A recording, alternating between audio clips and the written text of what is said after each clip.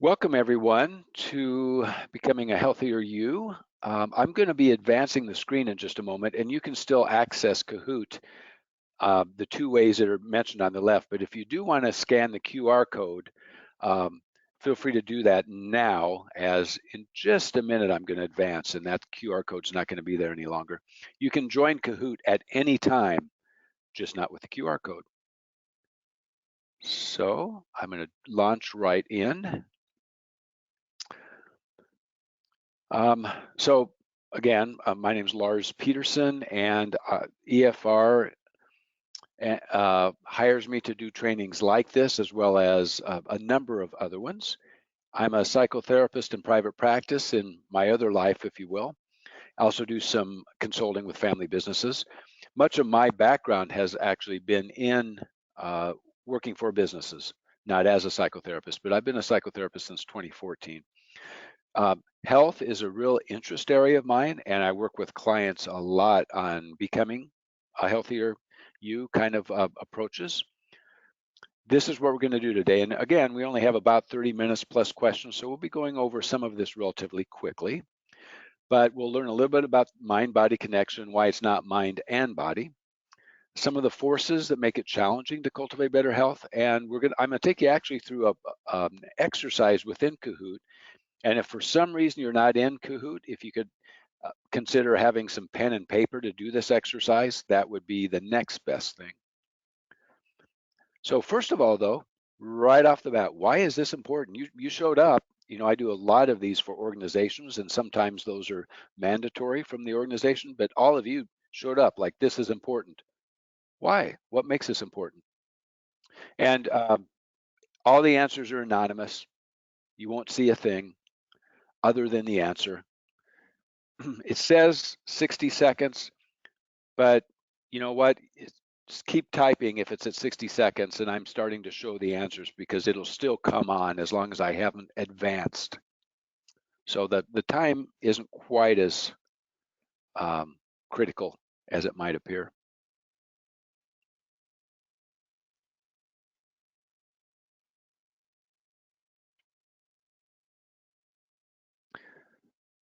Since there's not a lot of time, though, if you're an overthinker, you don't have a chance to do that. So just whatever comes to you.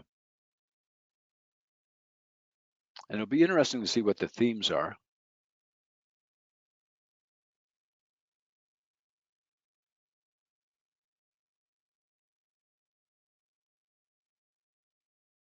Okay, take a second to think about what other people might say, and I'm going to show the answers once it lets me.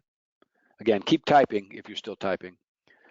Best version of me, better myself. Yeah. So there's a theme. Programming my resist. I'm hoping to learn some things to teach others. Okay. Encouragement, motivation, how to take care of yourself in order to serve. So yes, a lot of becoming a healthier self for me, but also how it impacts others. A better employee, wife, mom. Yeah, health is so critical. I'm going to just move this out of the way so we can see a couple more of these. Wow, some strong reasons, right? This is important. You can see from the other answers, your answer, but all of the other answers, some really important things here.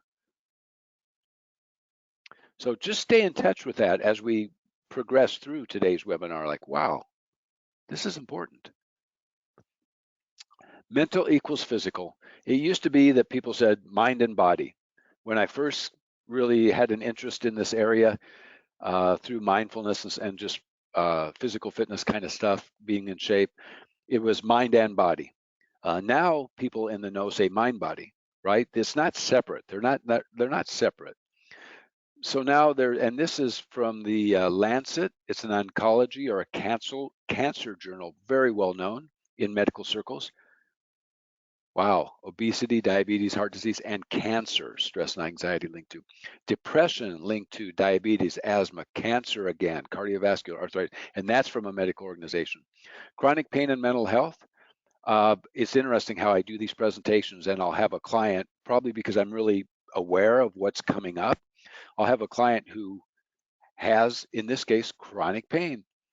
And interestingly enough, she was able to get some relief from the chronic pain and improved her mental health significantly, a significant difference.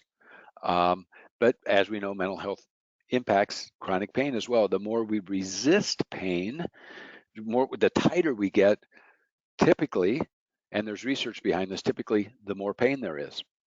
And exercise mood, there's all kinds of research around regular exercise improves our mood. There's even research on mild and moderate depression and how effective exercise can be in mood, even if you have some level of depression.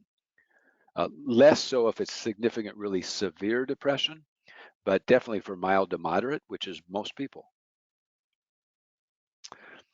And we live in a VUCA world. I don't know if you've heard that term, but it's a volatile world. There's a lot going on, and it's changing. COVID, and now influenza and RSV, and just all these things that are changing. That's part of that uncertainty. Is it going to be me? Is it going to be somebody at work? I've done 3 webinars this week for the same organization, all on leadership / mental health kind of things. And one of the persons on Monday says, I'm at home right now, COVID. You know, um, just, it's an uncertain time in many areas, not just health. Lots of complexity, right? Just think about your job.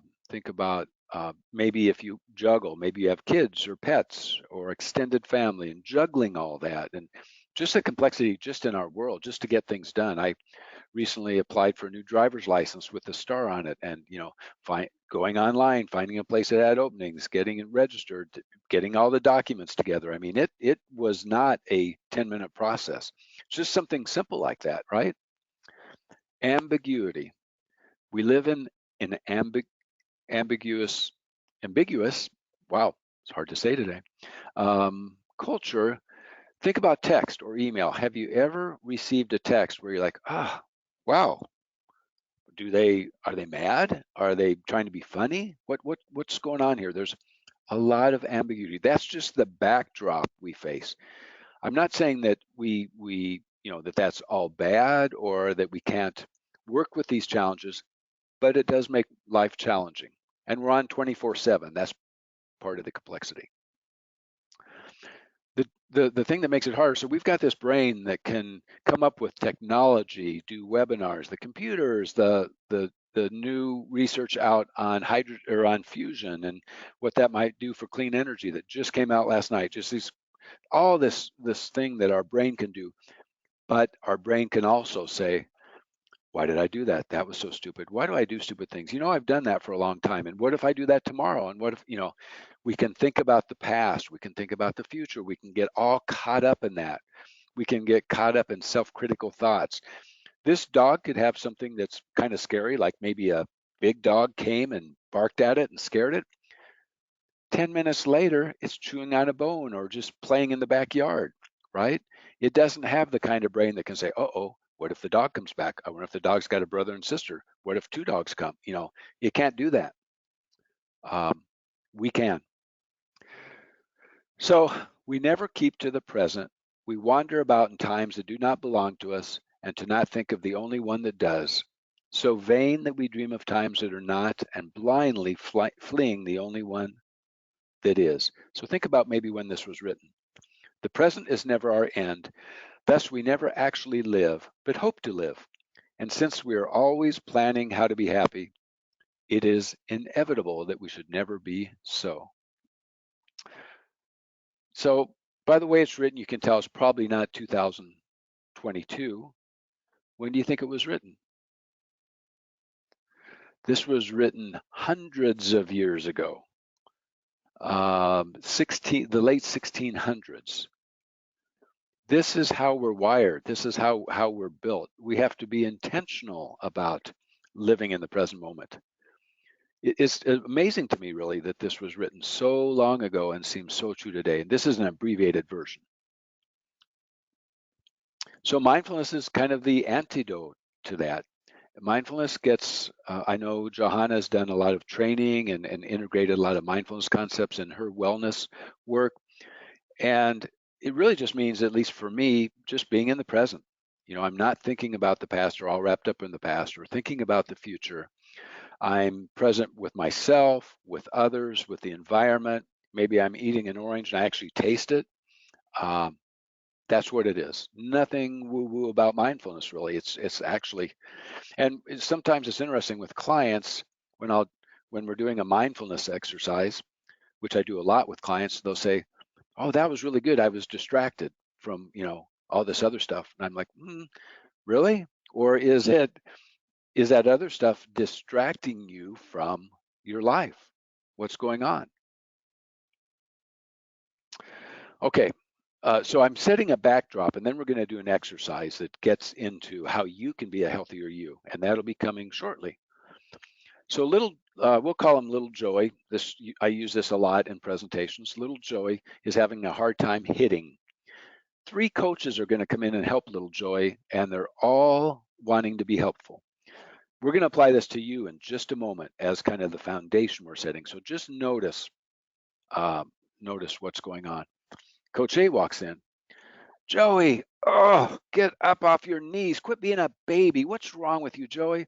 You have so much potential. You could be such a good hitter. Now get it together. Come on, Joey, stand up. And by the way, are you practicing? Ouch. I really don't like playing Coach A. Uh, ouch. C, avoiding, hands off. Hey, Joey. Oh, hitting's hard, isn't it? Hey, why don't you get up? We'll go get a Coke. Okay. C, or B, I'm sorry, B, that was C. B, Joey, what's going on? Oh, you look upset. Tell me what's going on. Ah, yeah, yeah. It is frustrating. I've coached a lot of kids, Joey, and a lot of kids have been in this same predicament that you're in. So, do you mind standing up, getting some energy going? Awesome. Okay, well, let's break this down maybe into parts. What do you think, Joey? And by the way, Joey, are you practicing? So, B, compassionate and problem solver. The question isn't about Joey. The question is, when you make it, and I'm gonna ask you this, I believe that's still in this presentation as well as some of the others I do. When you make a significant mistake or you don't meet an important expectation, is there a sense of being harsh and critical or a feeling of, something's, somehow I'm defective or not good enough? Or do you just want to avoid it, get on Netflix or just not think about it, get busy? Or do you actually like, ouch, man, that hurts. Yeah, I can't believe I said that, but I did. I'm human. Okay, what can I do next time? Yeah, maybe I could be better prepared. Which one are you when something significant happens? So here's the thing.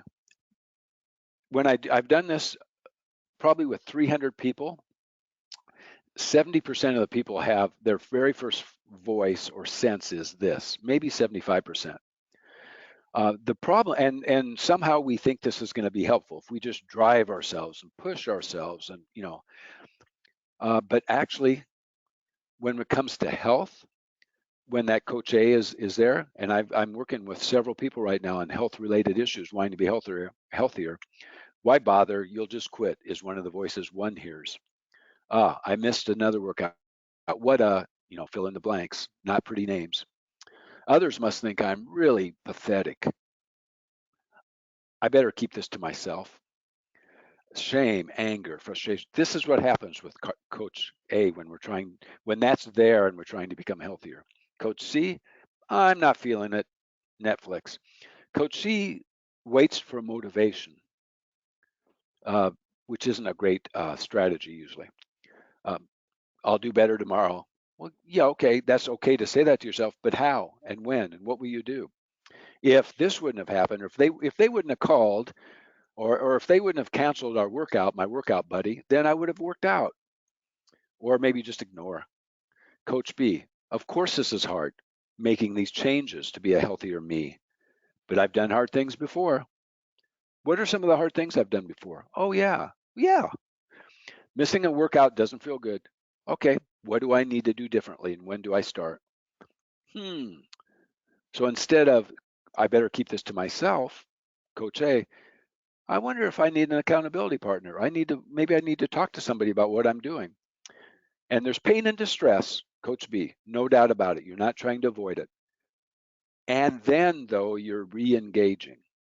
That's why it's so important to, at some point, get to this Coach B if we want to be a healthier person. Coach A doesn't work. So let's see for this group, when you make a significant mistake, significant, or don't meet an important expectation, which coach comes first, right? Like right off the bat, this not good enough, harsh, this let's just ignore this or make excuses or not think about it, or I'll do better tomorrow, it's fine, no big deal, or compassionate and problem solving. Which one for you?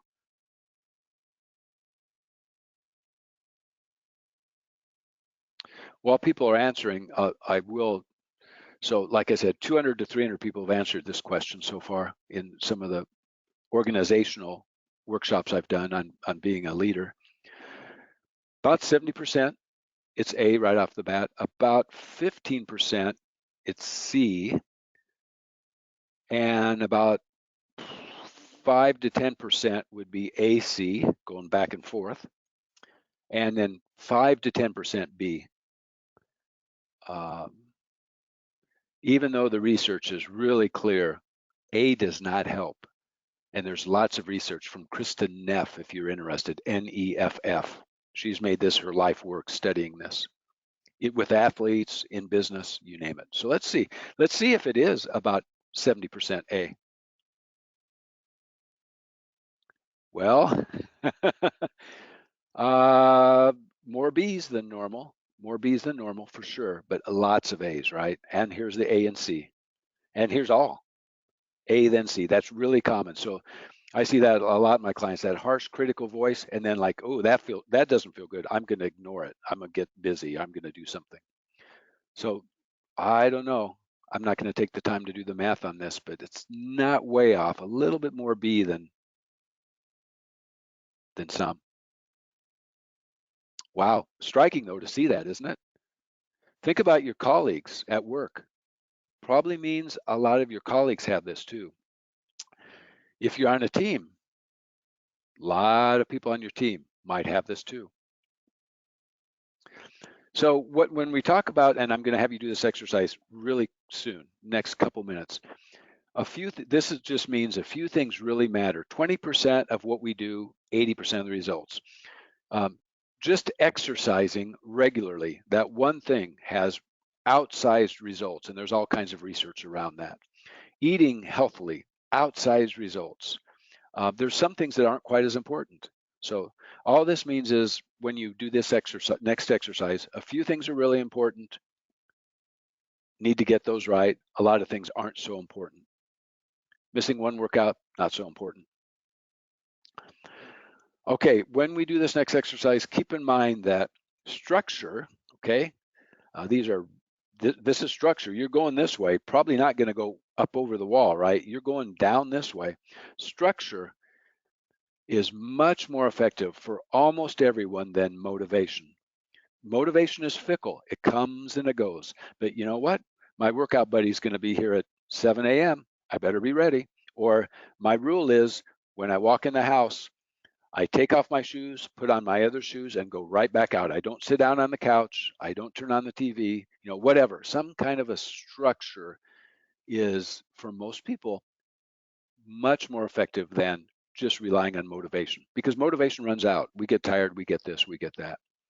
So this is the model we're going to do right now. This is the main thing we'll do, and then we'll open it up for questions after this model. This says that you already have this, so it might be the same answers. This is what I'm moving toward. This is a healthier me, the qualities, the traits, how I'd know if I was being a healthier me in 2023. Some things come up in my life, though, that make it hard to always act in ways that take me there. Sometimes I act in ways, this is the arrow, that take me away. Maybe I drink too much or watch too much Netflix or whatever. And there's payoffs with that, but there's also payoffs with this. So I'm not going to spend a lot of time talking about it. I'm going to lead you through it. What's a healthier you? Could be the exact things you said before, why you came. It could be different.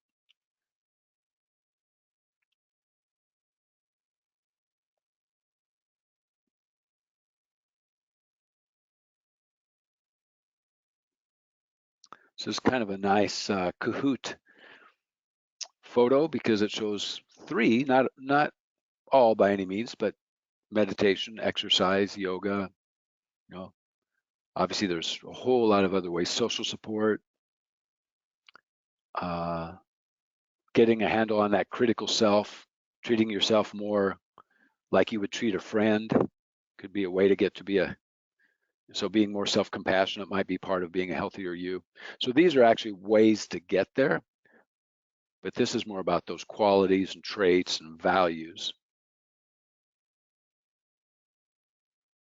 Where are you heading?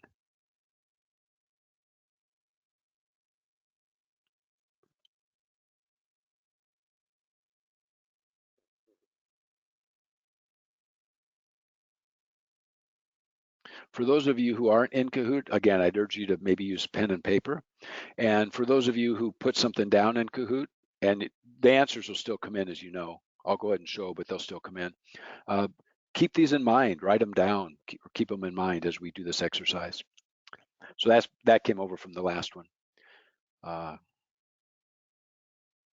active, eating right, better choices, okay, accepting the present, okay, all right, better rested, stronger, more balanced.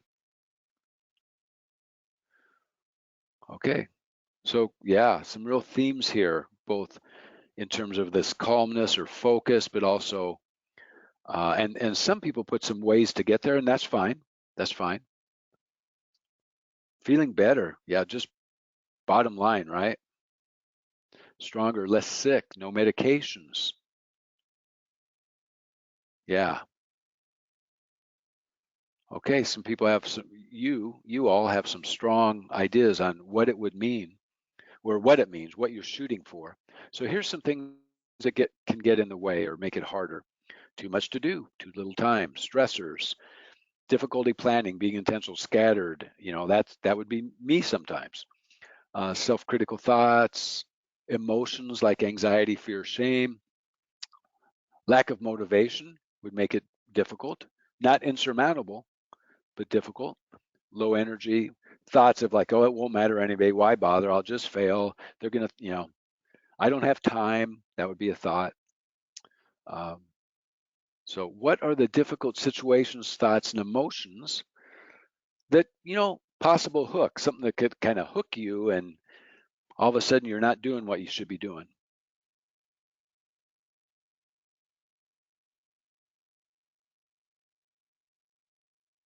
We all have them. Stressors, outside things, but also inside things, inside our head and body, mind, body.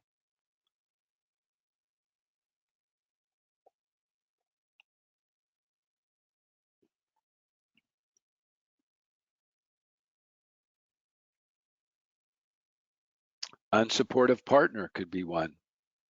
Doesn't mean it's insurmountable, but it could make it harder. It'd be difficult. Person I met with on Monday really wants to start exercising, and in his case, he wants to go to AA meetings because that would make him much healthier given how much he drinks. His spouse is not supportive of him taking that break at night because of the kids at home. So that's hard, you know. So we'll see what the answers are here. Probably, definitely some of the ones on the list, and some other ones. Too busy. Maybe the thought that I'm too busy. So it could be two things there. It could be I'm actually too busy, and the thought that I'm too busy. Uh, yeah, this can wait. Yeah, Coach C, this can wait. Coach C, I'll do it later. Coach C, I'm tired. I'll do it tomorrow. So we can see Coach C really has a voice in some of these. But some of these are outside, like social events. Uh, yeah, okay, you bet. Distraction, so common. I'm gonna move this so we can see here. Access to a safe place to discuss my feelings. That is a hurdle, right? Yeah, the full, as Zorba the Greek would say, the full catastrophe: friends, family, job, and then the internal stuff, right? So you can see what a mix of internal and external. And I think you can see that pretty much no matter what you said for an answer, you're not alone. There's some variation of it in these answers. And that's why Kahoot's so powerful. It's like, wow, there's some real common themes here. So what are the behaviors that take you away? Avoidance of difficult emotions, thoughts, situations, staying busy with the 80s, the things that aren't quite as important, phone, distractions, poor sleep hygiene, coping through overeating or substances, overthinking, just getting caught up in worry cycles or overthinking things or overanalyzing things. Coach A, Coach C. So any of these lounging habits means, yeah, I can do it tomorrow. I feel good on the couch right now. What are the behaviors that take you away? It's good to see what takes other people away, to know that you're not alone, and maybe even get some ideas you hadn't thought about.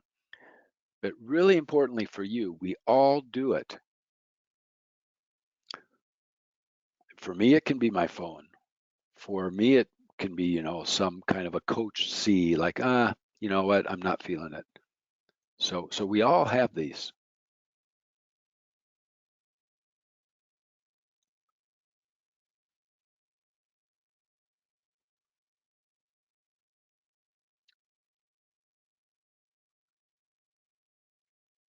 This is kind of an interesting Kahoot picture. We can know it's the wrong way and still do it over and over and over again. The emotional part of us can be much stronger than the logical part of us at times. Just how we're wired doesn't mean that there's anything wrong with us. Okay. So when we get hooked with either certain thoughts or we just feel overwhelmed, there's too much going on, what do that takes us away? Netflix, TV. Okay, yeah. Again, themes, distraction. Rather watch TV or sleep. Okay. Fear of missing out, watching YouTube. Okay. So again, the themes. Think the thought, maybe tomorrow. Yeah, some real themes about what takes people away from that. When feeling very undone and emotionally clogged up, feeling like it doesn't matter anyway, so I just won't do anything. That's a common thing I hear. It's hard. That's a hard thing to. So see if anything strikes you. So yeah, I do that too. It's good to know what we're doing, not as shaming, but as information. Maybe you're doing some of these things. Maybe this food will make me feel better. Yeah. Okay, now we're getting to a really important piece is, what are behaviors that take you toward a healthier you? What can you do more of, continue, start doing so now, so that in 2023 you will be a healthier you? Maybe it's unhook when you have that thought of, oh, I'll just do it tomorrow. Maybe you just pause, take a deep breath, and then say, you know what? No time like the present, the way you talk to yourself. Maybe just somehow to unhook when you're just kind of going down that path where you're either getting ready to watch Netflix or you're getting ready to do something, unhooking from that and taking a second to say, okay, wait a minute. I don't really want to do that. I'm going to do that. That's unhooking. Structure is, I believe, the most effective way to do this. Behaviors take you toward. Make the good easy, the bad hard. If all the vegetables are down in the basement and they're kind of hard to get to, and the brownies are upstairs, what am I going to eat every time I'm tired, hungry, stressed, et cetera, et cetera, et cetera? Okay. If I don't have any alcohol in the house and I have to go get it, it's less likely I'm going to overdrink, right? Make the good stuff easy to do. I worked with a client in Colorado, still work with a client in Colorado. If she would come in the house and go lay down on the couch or get on Reddit was her thing, get on Reddit, she was not exercising that night. She was down. If she walked in the house, got her shoes on and turned right back out the door, she would exercise every time. Structure, sleep hygiene, fitness club, all kinds of things you can do. What will you do more of or start doing to move you toward a healthier you? And it does not have to be giant steps. And this is just about the last part of our presentation, but a key question, isn't it?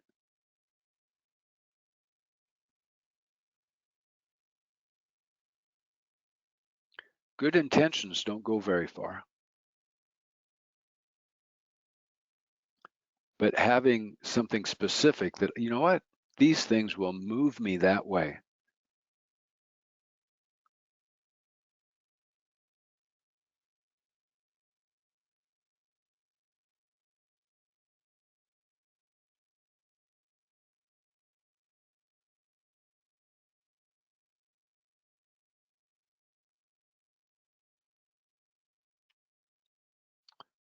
Okay, we'll see what's there so far. I'm guessing it's going to be a combination of self-care and exercise and maybe mindfulness, maybe some social support things. Could be, some people say, start seeing a therapist. That actually comes up not that infrequently.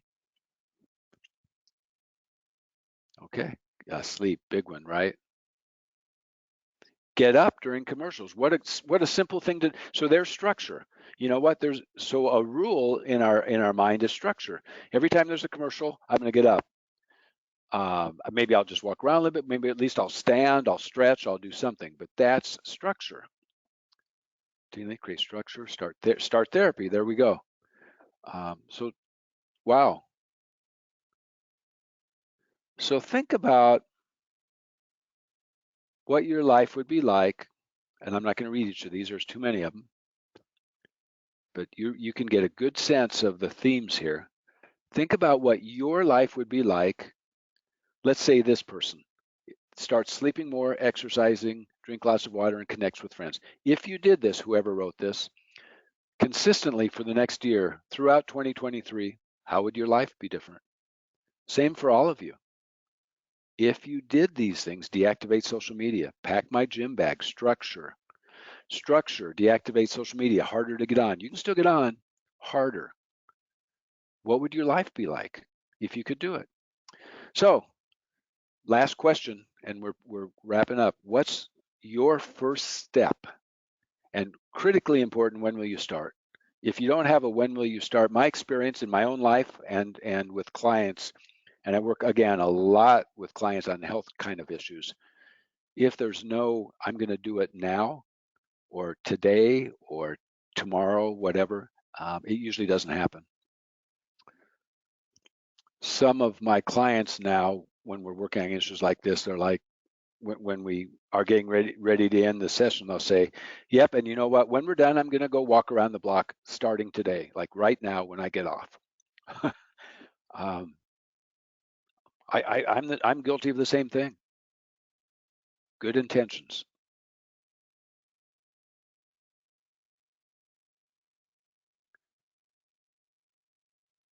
Six months from now, if you think that some guy named Sven or Oli did this presentation on health, and I mean, who cares if you remember my name? But if you're doing something different that you started today or tomorrow or this week,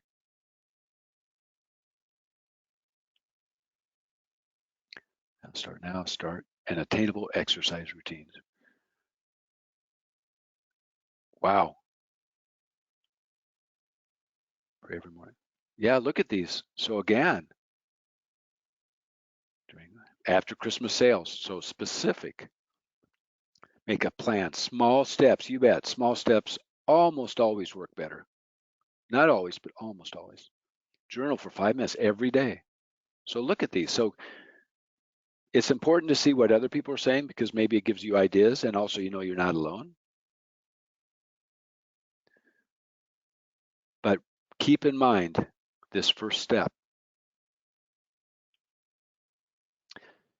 Johanna, I'll turn it over to you to talk about these next slides, and I'm available for any questions.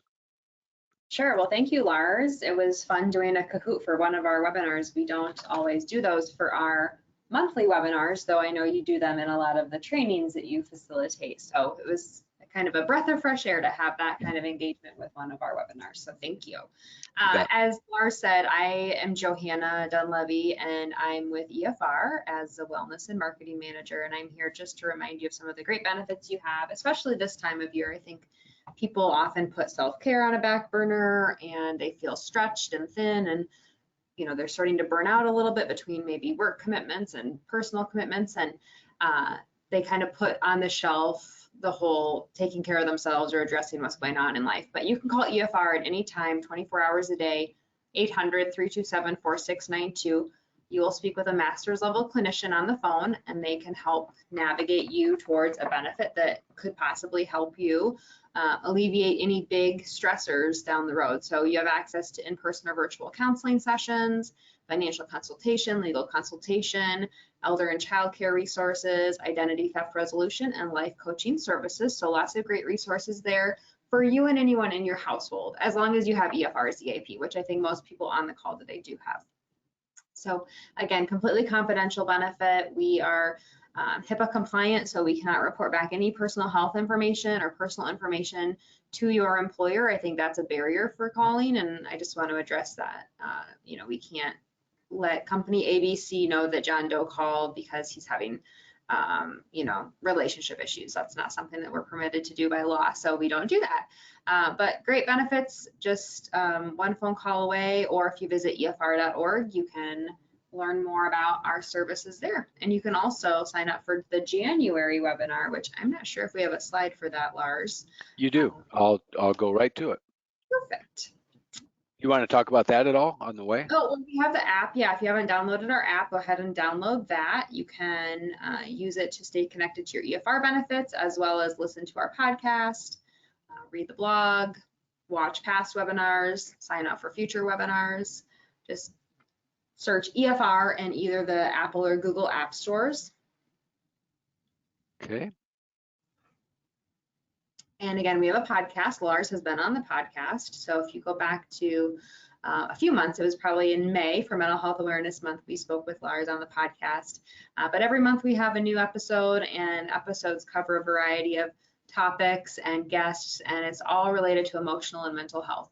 The most recent one we did is about grief, and how grief is not this linear process that we've all kind of come to believe through the stages of grief model.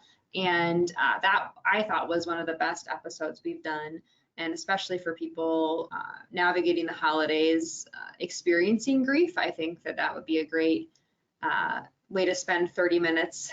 Maybe you're on the treadmill, or you're walking outside, or you're doing dishes or folding laundry. Take a listen to that episode, because we all experience grief at some point in life. It's an inevitable emotion that we will have, and it was a great episode, so I would encourage you to check that out as well. And then we have a webinar in January of 2023. So the secrets of expanded self-confidence with Scarlett Lenning. That is January 18th at 10 a.m. And actually you can, now I remember putting this slide in, I made a QR code for it. So you can scan that QR code that takes you to our website where you can sign up for this webinar. We actually have our January, February, and March webinars on the website. And Lars is doing Be Your Best in High Stakes Conversations, and that's in March. So you can sign up for Lars' next webinar with EFR, and then we have Scarlett doing the January and February webinar. So please take a moment to explore some future learning opportunities with EFR. Get signed up for those webinars, get them on your calendar now, and please consider listening to our podcast. I don't see any questions coming in, so I don't think we have any today, but Lars, I just wanted to thank you again for everything you've done for EFR in the year, or over this year as we end the year. You've done a lot of webinars for us, you've done a lot of trainings, and you've definitely helped our clients and the individuals working at our organizations that we serve. So thank you so much, Lars. Thank you very much. Happy holiday season. All right.